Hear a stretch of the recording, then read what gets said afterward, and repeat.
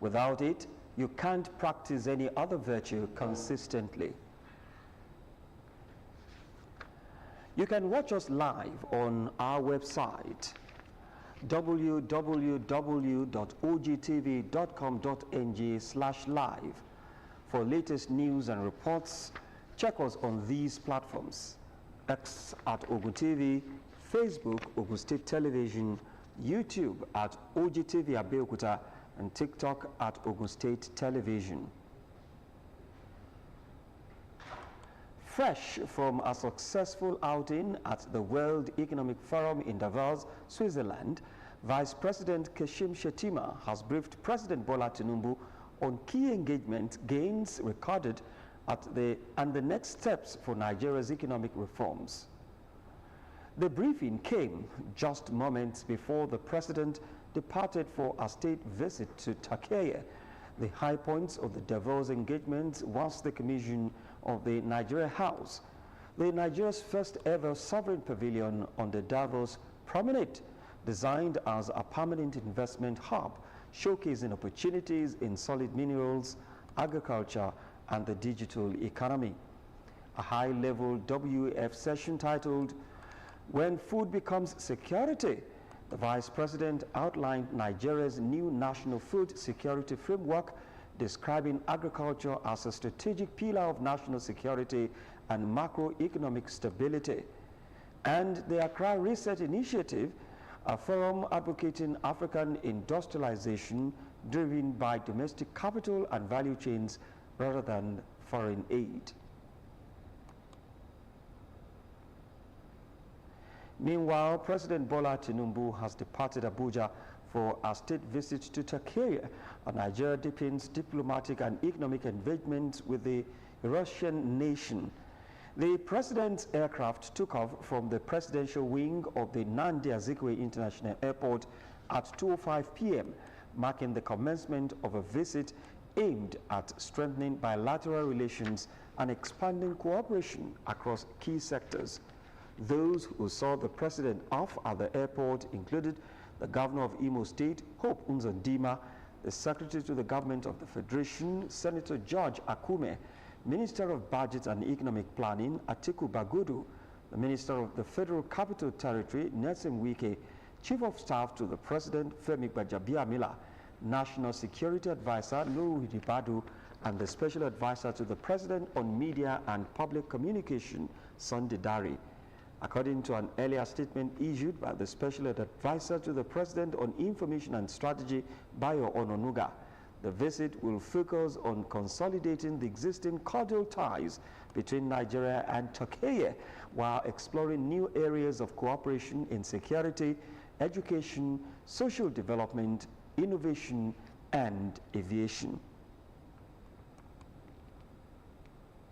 In the meantime, Nigeria and Turkey have stepped up moves to deepen military and defense collaboration following high-level talks between the Minister of Foreign Affairs, Ambassador Yusuf Tuga, and his Turkish counterpart, Hakan Fidan, in Ankara.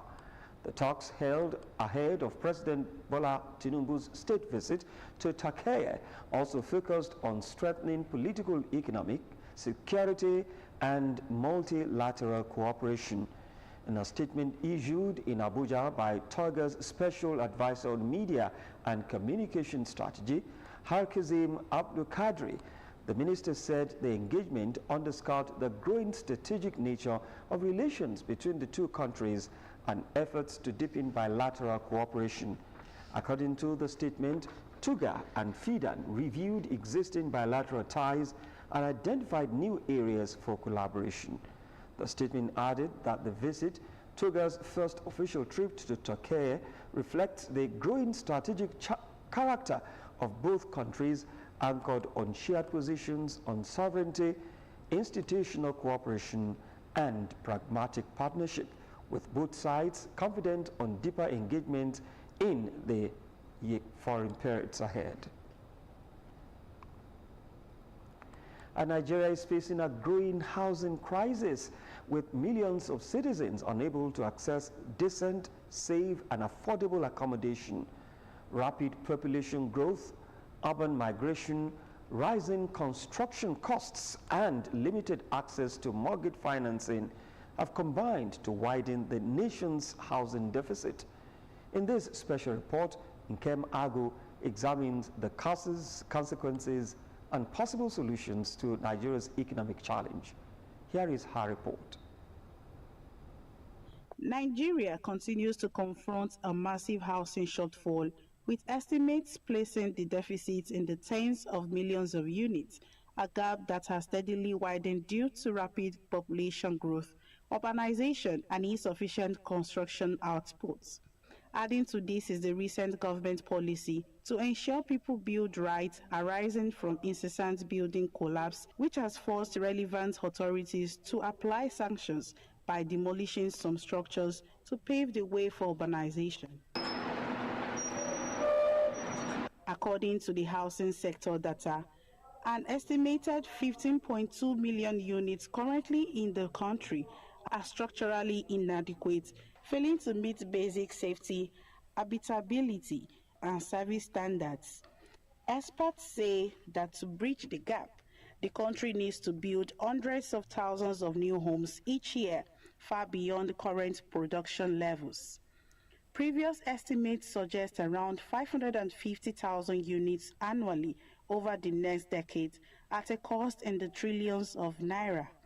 So the housing deficit is actually an emergency. Many people live in houses. The waste disposal system is bad, electricity is not available, and many other things that are wrong with the building. But they just have to put up with it because that is what they can afford. One of the major factors in the economic reason is the cost, rising cost of housing production, especially in a country like ours that inflation is like another thing. Just last year, between last year and now, the price of cement has risen by 700 naira. As at the last day in December, myself as a builder, I still purchase cement. And these are many more, not only cement, other materials used in the production of building. With limited supply, rent and property prices have surged beyond the reach of many. In major urban areas, apartments now command rents that outpace average incomes, pushing households deeper into poverty and widening inequality. So I think that the government of Nigeria can work with private investors to be able to bring affordable housing. It's not just housing, affordable housing to the public, to the average Nigerian to be able to afford. There must be what we call a mass housing scheme. Our government must begin to focus on the construction of mass housing scheme and then give access to individuals, especially low-income earners, to be able to buy this house and pay over a long period of time with low interest. Very important. As Nigeria's population continues to grow, the housing deficit remains a pressing national concern. Without urgent and sustainable interventions, millions may continue to live without access to decent shelter. Nkem Agu, OGTV News. Anambra State Governor Professor Chukwuma Soludo has ordered the closure of the Onitsha main market for 1 week following traders' failure to comply with the state government's directive to disregard the Monday sit-at-home order. The governor gave the directive during an on-site visit to the market along with some of his aides and other government officials. Soludo warned that the closure could be extended if traders fail to comply with the directive, adding that security agencies have sealed the market to enforce the order. The governor described the development as the latest and perhaps most drastic salvo in a protracted struggle over control of economic life in the southeast on Monday. Yes. And the rules are that markets are open Monday to Saturday. If you are not prepared to open your shops Monday to Saturday, then leave Anambra, go to elsewhere. Simple. Period. Okay? So, this market will be shut down for the remainder of this week. It will not be open tomorrow. It will not be open on Wednesday. It will not be open on Thursday. It will not be open on Friday. It will open again on Monday. And if we come on Monday, Yes. and Workers of the Federal Capital Territory Administration, FCTA, under the umbrella of the Nigeria Labour Congress NLC on Monday, staged a protest at the National Industrial Court in Abuja over unresolved labor-related issues. The aggrieved workers picketed the court premises, expressing frustration over what they described as prolonged neglect of their welfare demands. Carrying placards and chanting solidarity songs, the protesters accused the FCTA leadership of failing to address key labor concerns despite repeated engagements. The NLC, which backed the protest, said the action was aimed at drawing national attention to the plights of FCTA workers and pressuring authorities to take urgent steps towards resolving the dispute. Labor leaders at the scene insisted that workers' rights must be respected and upheld in line with existing labor laws. As part of their demands, the protesters openly called for a removal of the Minister of the Federal Capital Territory, Nyemsim Wike, accusing him of administrative high-handedness and insensitivity to workers' welfare. Still to come on the news, JAMB bars unmonitored CBT centers from 2026 UTME registration. Details of these and more will be served after the break.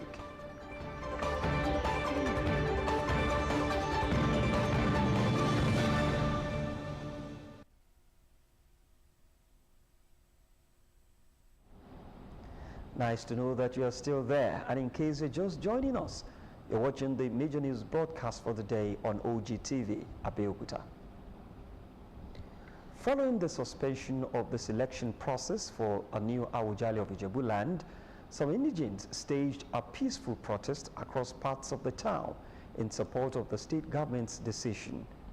The protesters, under the banner of Ijebu Sons and Daughters and Ijebu Ode Progressive Youths, called on the government to ensure due process in the selection of a new Awujale. Yusuf Ganiu reports. The groups, Ijebu Sons and Daughters and Ijebu Ode Progressive Youths, embarked on this peaceful protest on the streets of Ijebu Ode to commend Governor Dapo Abiodun for not allowing the Awujale selection process to be compromised. Protesters with various inscriptions on placards trekked from Awujale Palace to Ijebu Ode Local Government Secretariat, where the council chairman, Dari Alebioshu, assured them that both the state and local governments are on top of the situation. Honorable Alebioshu assured the protesters that Ogun State government has no preferred candidate, explaining that the suspension was aimed solely at ensuring strict adherence to due process.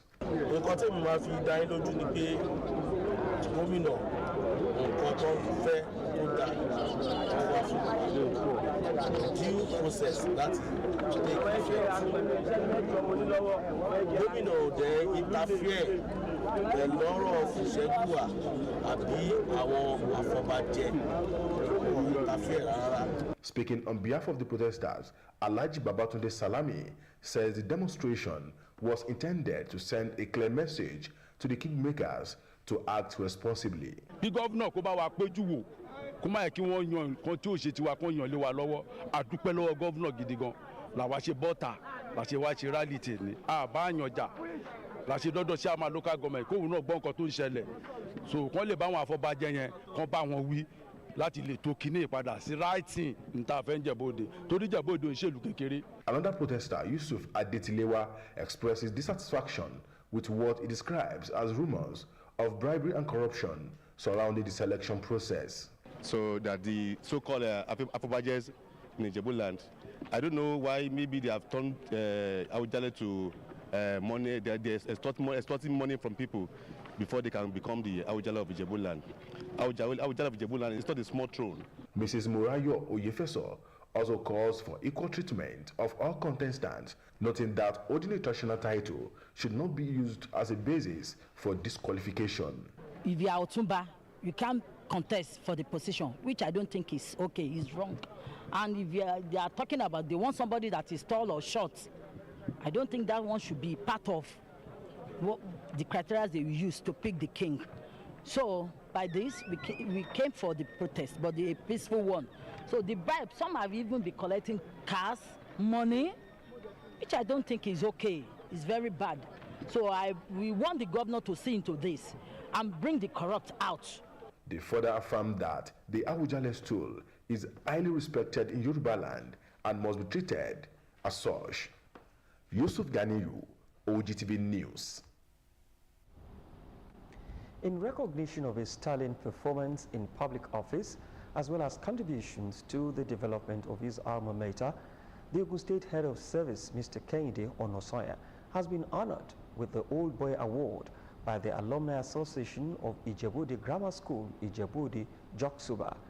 The presentation of the award took place during the 113th Founders Day and reunion celebrations of the school with the theme Non Nobis Domini, 113 Years of Purpose, Pride and Progress, held at the school premises in Ijebu-Ode. Mr. Onosoya, a member of the 1977 to 1982 set, is one of the countless individuals produced by the school who have made significant contributions locally, nationally, and globally, especially through the values of discipline, dedication, and integrity instilled in them. Receiving the award from a senator who once represented the Lagos East Senatorial District from 2003 to 2011, Senator Olorunimbe Mamora, the head of service, counted it as a great honor to be given the award. Mr. Onosoya appreciated the Alumni Association for the honor done him, as it was meant to motivate him to strive for greater heights, and pledged unalloyed support and commitment to the association. Speaking earlier, the national president of the Old Boys Association, Otumba Ayokunle Bolujoku, said the legacy of the founding fathers would continue to shape the lives of the old boys, and appreciated all for the turning out en masse for this celebration. He revealed that the reunion offered them the unique opportunity to reconnect with old friends, reminiscence about fond memories, and rekindle the spirit of camaraderie that defines the great school. Responding on behalf of the award recipients, Senator Mamora assured that they will continue to be good ambassadors of the great citadel of learning and contribute meaningfully towards its development. The award recipients, drawn from older and younger sets, included Senator Olorunimbe Mamora, the Managing Director of Ogun River Basin Development Authority, Engineer Dr. Adidiji Ashiru, Ogun State Commissioner for Education, Science and Technology, Professor Abayomi Arigbabu, the Special Advisor to the Governor on Health, Dr. Tayo Lawal, among others. Some retired and serving public servants of Ogun West extraction have been honored for their contributions to the development of the land at the annual get-together of the Ogun Public Servants Forum, with a charge on those in active service to learn good lessons from the honorees. The event, chaired by the Commissioner for Sports Development in Ogun State, Honorable Wasiu Isiaka, and also attended by the Commissioner for Budget and Planning, Olaolu Olabinto, was held in Abeokuta. Matthew Shoumi completes the report. The annual gathering of public servants of Ogun West extraction has always served as a platform to highlight issues affecting civil servants from the zone, bring forward ideas on how to further develop the zone while recognizing those who have distinguished themselves. This year's edition is no exception, as some retired public servants and those still in active service are being recognized for their quality service and contributions to the development of Ogun West. Commissioner for Sports Development in Ogun State, Wasiu Isiaka, who serves as the chairman of the occasion, as well as the Commissioner for Budget and Planning, Olaolu Olabintan, say the best way to work for the common good of Ogun West is for the people to come together and present a united front. An opportunity to contribute to the development of their members, development of their central district, and of course Ogun State in general. I also want to advise those of us that are still in service that we should all ensure that we do well. So I'm saying to all Ogun West sons and daughters, let's come out, let's form a united forum. Chairman of Ogun West Public Servants Forum, Comrade Issa Olude, says the civil servants of Ogun West Extraction now have a good platform to aggregate opinions on the best way to lift their homestead and change the narrative. We should rededicate ourselves to service of the state. We do not have any other state than Ogun. Let us double our effort. And to the awardees, first I want to thank them for honoring the invitation. It is an award for them to do more. They have contributed so much to the development of Ogun West, particularly, and to Ogun State in general. The awards were presented to retired permanent secretaries and retired Solicitor General, Federal Commissioner of Public Complaints Commission, and other categories of public servants from Ogun West who promised to surpass their previous achievements by doing more for the zone. They should bring their children to this type of program so that they will know that they are from somewhere. When you are in service, there is a need for you to do everything possible to be outstanding, that your colleagues and your area, which is Ogun West, can be proud of. We need to encourage ourselves because time is no more the limit. We want also to appreciate His Excellency, the former and the present, that gave us the opportunity. It makes you to feel like belonging and then, still do more. I was surprised when I saw the invitation far away at Adamawa. There was also fundraising for the Back to School initiative that aims to fund the education of indigenous students from the zone. Matthew Show-Me, OGTV News. As broadcast organizations continue to adapt to rapid technological changes, members of staff of the Ogun State Television OGTV Abeokuta have been charged to remain proactive and committed in the discharge of their duties to ensure the station's growth and relevance in the digital age. The call came with the emphasis that digital transmission is the future of broadcasting, noting that terrestrial transmission will soon become obsolete if organizations fail to embrace innovation. General Manager of OGTV, Mr. Tunde Kazim, gave the charge during the station's end-of-year general meeting and award presentation ceremony held at the Broadcasting House, Abeokuta. Members of staff of Ogun State Television, OGTV Abeokuta, converge on the top floor corridor of the Broadcasting House for the end-of-year general meeting and award presentation program organized to appreciate and recognize staffs who have distinguished themselves in the past year.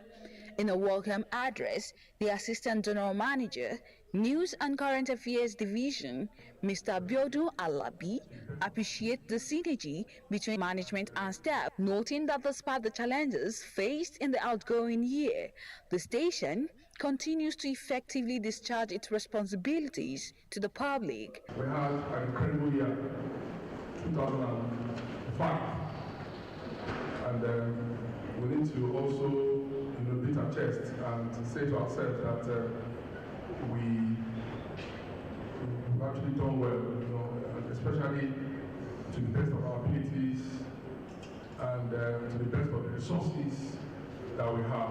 The General Manager of OGTV, Mr. Tunde Kasim, commends members of management and staff for their dedication, urging them to remain committed and productive while assuring them that staff welfare remains a top priority of his administration.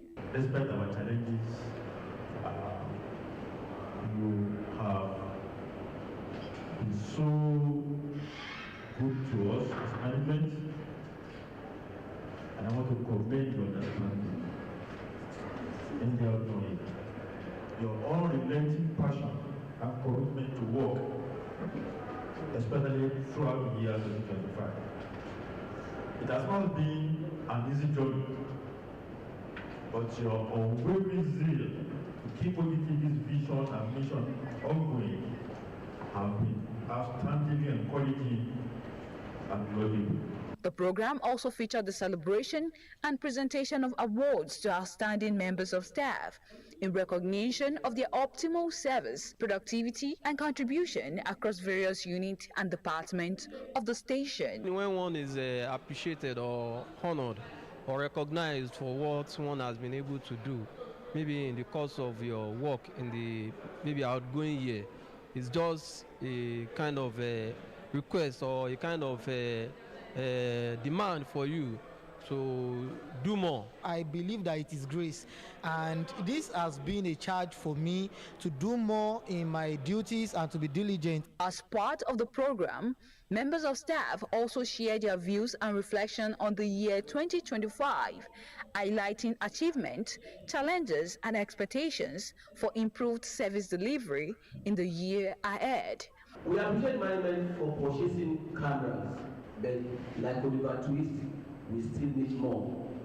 Camera, editing facility as I said, and the appropriate response to any request, which is very necessary. The end-of-year program reinforces management's commitment to unity, professionalism, and improved service delivery as the station prepares for greater challenges and opportunities in the year ahead. Nigerians have been urged to cultivate a positive mindset towards national development, particularly in the era of rapid technological advancement driven by artificial intelligence (AI). Vice Chancellor of the University of Lagos, Professor Folashade Ogunshola, made the call at the 2025-2026 dinner and award nights of the institution's School of Postgraduate Studies held at the university premises in Lagos. Ayodeji Tomori Oluomi reports.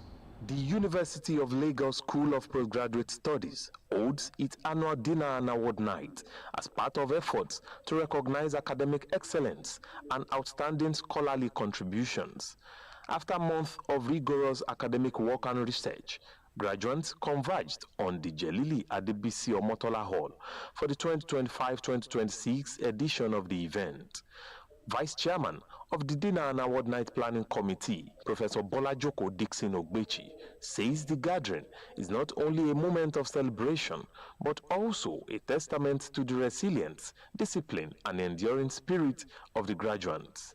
We observe that in Nigeria, they don't celebrate academic excellence. These are intellectuals. It takes a lot of courage, hard work, dedication, and academic brilliance to be able to come out with a PhD. So it is good we are able to celebrate them. The Dean of the School of Postgraduate Studies, Professor Abraham Shinubi, reassured graduates of the institution's commitment to academic excellence. He says the university provides a conducive learning environment while also instilling sound behavioral values necessary for societal development. There are so many doors that indeed their certificates, qualifications will not open. But what will open those doors are actually character. Sometimes skills open the door, but how long you will stay within that room will actually be determined by your attitude, your character. The Vice Chancellor, Professor Folashade Ogunshola, charges the graduates to deploy their acquired knowledge for national growth by promoting logical evidence-based reasoning, especially in a world where artificial intelligence rely heavily on information. Every nation now is guarding the information that it is putting on the internet about itself, except one nation, Nigeria. For some reason, we as Nigerians feel that if we have a problem with Nigeria, we should get on the internet and destroy its reputation. We are recognizing that even when change comes, it is messy. That as the good is happening, there will be bad happening. And that it depends on what you decide to focus on. And if we're to grow, we have to focus on the good, not ignoring the bad. solving the bad but focusing on the good, so that we encourage ourselves to be the best that we can be. Awards were later presented to outstanding graduates across various academic disciplines. Personalities who had also contributed significantly to the education sector were also recognized. One of the PhD graduates is Dr. Shola Karim of Ogun State Television Marketing Department. Ayodeji Tomori Olunmi, OGTV News. The Joint Admissions and Matriculations Board, JAMB, has ruled that any computer-based test center whose registration activities cannot be monitored remotely will not be allowed to participate in the 2026 Unified Tertiary Matriculation Examinations registration. The board announced this in its weekly bulletin published on its website on Monday. According to JAMB, the measure tagged "No Vision, No Registration, No UTME" is part of efforts to curb registration infractions and restore the integrity of its examination processes. The registrar of JAMB, Professor Ishaq Oloide, made the disclosure at a stakeholders meeting with peace monitors, chief technical advisors, chief external examiners, as well as zonal and state coordinators involved in monitoring CBT centers during the 2026 UTME registration exercise. Oloide said all CBT centers participating in the 2026 UTME registration would be monitored live from JAMB National Headquarters, Abuja. He, however, said any center that cannot be covered or viewed live from the board's headquarters will not be able to register and hold 2026 UTME. As members of the All Progressives Congress, APC, in Abeokuta South Federal Constituency participate in the ongoing party membership registration exercise, party faithfuls have been urged to mobilize eligible residents for both the exercise and the continuous voter registration by the Independent National Electoral Commission, INEC. The call was directed particularly at youths who have just attained the age of 18, as well as eligible voters with issues relating to their permanent voter's card. The member representing Abeokuta South Federal Constituency at the House of Representatives, Honorable Afolabi Apwakwe, gave the charge while addressing party members at the ward meeting in Ward 4 of the constituency. Political mobilization takes center stage as members of the All Progressives Congress in Ward 4, Abeokuta South, gather to receive their representative at the National Assembly, Honorable Afolabi Afwakwe. Satisfied with his performance at the Green Chamber through quality representation and the facilitation of constituency projects, party members accord the lawmaker a rousing welcome during their ward meeting. Addressing the gathering, Honorable Afwakwe expresses appreciation for the impressive turnout, describing it as a reflection of the people's confidence in his leadership and encouragement to do more for the constituency. I'm only here to come and say hello to them. I was not even expecting this kind of crowd. But all the same, I'm here to tell them that the party registration is on. We should all do it perfectly well. Let's all our member of APC register. At the same time, to also give them a kind of stewardship, what I've done so far in the last 2.5 years. Please, you cannot afford to disappoint them. If you do, they will show you in their reaction, in their votes, that they don't really want you again. That's, as of today, I've done a lot in terms of empowerment, in terms of base, in terms of motion.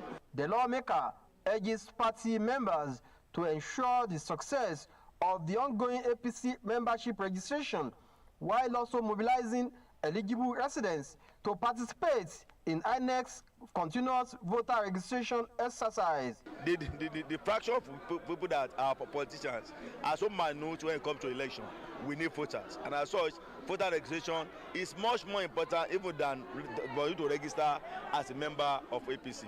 That is very germane, it's very key, and that message will pass across to all and sundry. Also speaking at the meeting, Dr. Kehinde Ololade commends Honorable Afwakwe for making governance impactful at the grassroots and encourages party faithful to fully participate in both the party and INEC registration exercise. He has proven over the years to be someone that has been consistent, someone that has demonstrated selflessness, someone that believes in the future of the youth, someone that believes even in the future of the students. It will amaze you and to surprise you that Honorable still goes into the classroom right now because he feels that as much as possible our children, our students must have a feel of leadership, of selflessness, of integrity. The meeting ended with members pledging continued support for the lawmaker and the party.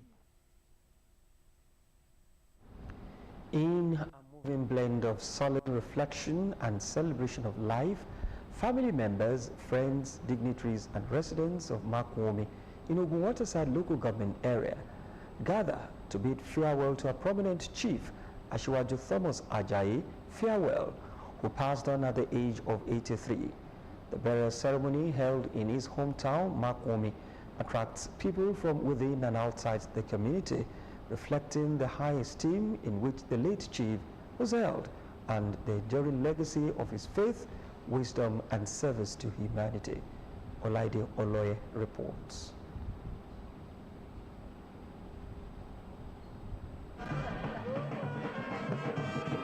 After a well-lived 83 years on earth, Asiwaju Thomas Tayo Ajayi was laid to rest amid tribute and a large turnout of loved ones, royal fathers, community members and dignitaries who gather to celebrate the life of a man widely described as a pillar of strength within his family and the Makwumi community. The late Asiwaju, a two-term chairman of Ogun Waterside local government, Asiwaju of Makwumi, a teacher, banker, and the holder of several political offices and traditional titles, lives behind a record of dedicated public service and community development.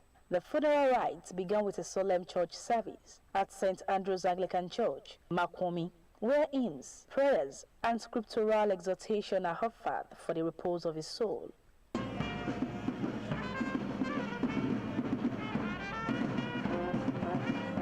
Following the church service, the body of Asiwaju Thomas Ajayi was moved to his residence in Makwumi, where he was committed to Mother Earth in a dignified interment ceremony, attended by traditional rulers, community leaders, and associates who stood in silent tribute to honor his memory. He is survived by his wife, children, and grandchildren who delivered heartfelt speech, expressing gratitude for a father and mentor whose life is devoted to love, discipline, and selfless service. He was an embodiment of everything a man should be. Very caring, family lover. You know, sometimes you meet a man who really doesn't take care of his family, but he will. The firstborn, and he took me up and nurtured me in the way of the Lord. So even to today, I cannot forget his nurturing. He was a kind-hearted person and a loving father. The good life, a life of example. Speaking on the life and legacy of late Asiwaju, the Oshobia of Makwumi, Oba Kazim Additional Salami, describes him as a man whose contribution to peace, unity, and development will remain indelible. Baba was the one that bring Oba to Makwumi community single-handedly when he was the local government chairman. Aside of that, he brings a lot of development into Makwumi. May his gentle soul rest in perfect peace. At the reception, dignitaries and family members took turns to speak, describing the late Asiwaju as a man of integrity, peace, and uncommon wisdom whose impact on the community will not be forgotten. I've met him since when he was council chairman of this local government. That was 1998, December. And since then, he has given out, in most cases, he will just tell me when you are around, come and stay in my house, freely like that. Even in death, Asiwaju Thomas Ajayi is remembered not for how he passed, but for how well he lived, a legacy that continues to inspire his family, community, and generations yet unborn. Olaide Oloye, OGTV News. After the break, we'll join Simiat Abaru in our business studios as she brings us some business reports.